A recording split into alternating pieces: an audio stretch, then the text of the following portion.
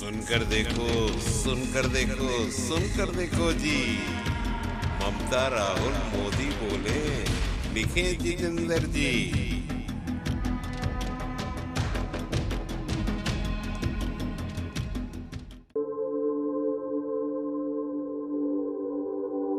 হেলিকপ্টারে সার্চ নিয়ে সিজার নিয়ে কোনো অসুবিধা নেই, সেটা নির্বাচন কমিশন করতে পারে।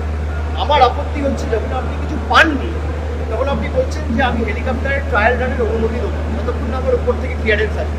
সে এখতিয়ার ইনকাম ট্যাক্সের নেই, এটা আইনত আমরা টেকাবো করি।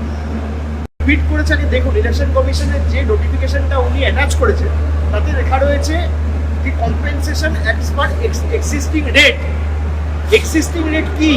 যদি আংশিকভাবে ক্ষতিগ্রস্ত যারা রয়েছে সেক্ষেত্রে ক্ষতিপূরণ 5,000, আর সম্পূর্ণভাবে ক্ষতিগ্রস্ত যারা সেক্ষেত্রে ক্ষতিপূরণ 20,000। তো নতুন বাড়ির ক্ষেত্রে তো আমি 1,20,000 টাকা দিতে চাই, সেখানে 5,000 আর 20,000 কি হবে? আমাদের দাবি এই ছিল।